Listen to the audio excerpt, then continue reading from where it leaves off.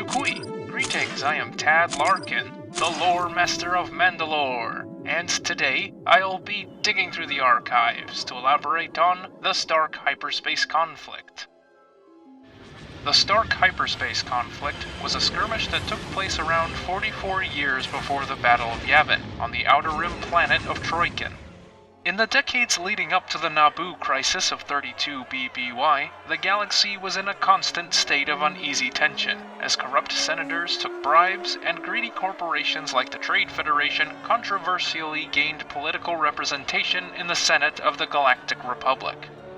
This and a multitude of other factors led to a growing disparity between the core worlds and the Outer Rim worlds, as more resources were being taken by the core worlders, who in turn inflated prices of goods to untenable levels.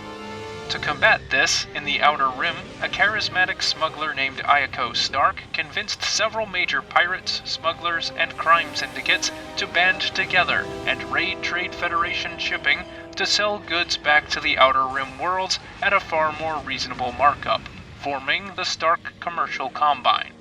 If things weren't bad enough, it would soon get worse, when a key processing plant for the miracle medical substance Bacta was destroyed in an explosion on the inner rim world of Thyfera, which cut the galaxy's entire Bacta production by 2/3. As the core worlders took to hoarding their Bacta supplies, the price of the medical essentials skyrocketed, and the Stark Commercial Combine increased their attacks on Trade Federation supply ships to make Bacta far more accessible to the Outer Rim worlds in dire need of it. It got to the point where the Trade Federation called for changes to the legislation, so it could increase the armament of their ships and the amount of battle droids in their security forces, while Senator Ranulph Tarkin of Iriadu argued for the Republic military that was dissolved nearly a millennium earlier to be reinstated. However, the diplomatic option was explored first, as Stark agreed to meet with Representative Newt Gunray of the Trade Federation on Troikan, and the negotiations would be mediated by then-Senator Finis Valorum, Jedi Master Tyvaka, Jedi Master Plo Koon, Jedi Master Adi Gallia, Jedi Master Qui-gon Jinn, and his Padawan, Obi-Wan Kenobi. Meanwhile, Jedi Master Tholm and his Padawan, Quinlan Vos, were sent to Thyfera to investigate the supposed processing plant explosion, and, curiously enough, they found that the plant had been destroyed some years ago, and not recently as had been portrayed. While the investigation was going on and the negotiations were taking place, Ranulph Tarkin had secretly amassed a sizable fleet from Republic judicial forces, as well as the defense fleets from other like-minded worlds, and planned to launch a surprise attack on Troikan to take out Stark and the Combine leaders in one go. Stark had anticipated this, and, through his operatives on the inside, uploaded a virus to the navicomputers of the ships in Tarkin's fleet, sending a majority of them either off-course completely or into the mass shadows of black holes, stars, and other celestial bodies. The few Republic ships that did make it to Troikan were severely outnumbered by Stark's forces and duly slaughtered. However, Tarkin's flagship and a few shuttles of judicial ground forces made it to Troikan's surface. As Master Tyvaka suspected, this entire situation was organized by Stark as a power grab, and he took advantage of the Bacta shortage to tip the scales, but there was nothing they could do about that now, as they needed to escape Stark's henchmen. Unfortunately, Tyvaka was gravely injured in the ensuing crossfire, and he succumbed to his injuries while they were escaping to rendezvous with Tarkin's forces.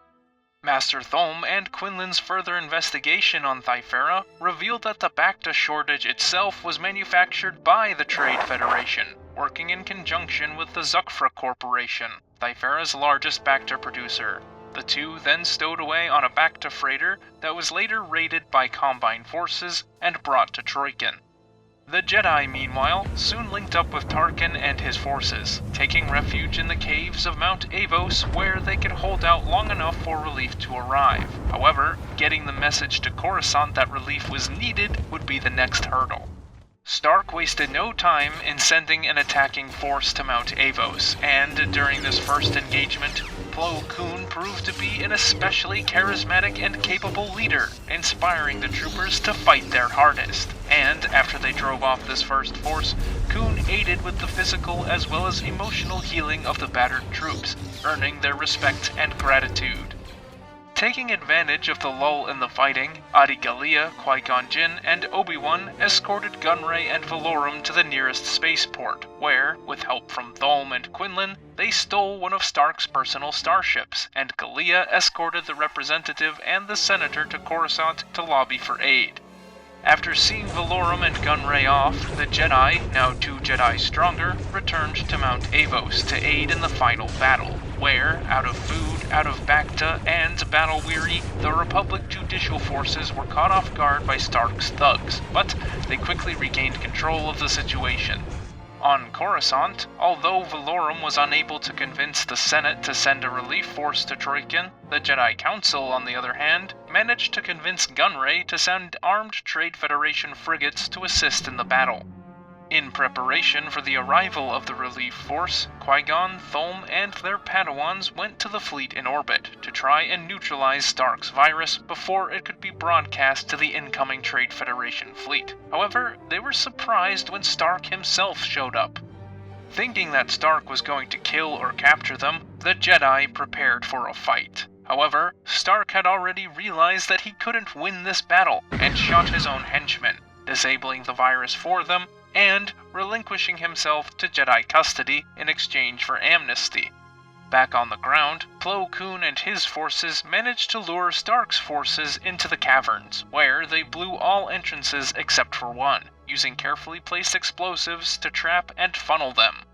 Inside the caverns, Tarkin, convinced that the battle was unwinnable and jealous of his stolen glory thanks to Plo Koon, thought he'd make his own glory, and detonated a stockpile of ordnance and munitions, killing himself and releasing a colony of flesh-eating insects on those still trapped inside. As Plo escaped and sealed off the final exit to the mountain, the Trade Federation fleet arrived and mopped up Stark's forces in orbit until the remainder of the Combine capitulated. In the aftermath of the Stark hyperspace conflict, Valorum's actions during the crisis contributed to him winning the election for Supreme Chancellor 4 years later, and, as a political favor, painted Ranulph Tarkin as a war hero to secure good relations with the Tarkins of Eriadu. Plo Koon would go on to fulfill his promise to Master Tyvaka and take his seat on the Jedi Council. Newt Gunray would become Viceroy of the Trade Federation, and Iako Stark himself joined the Commerce Guild.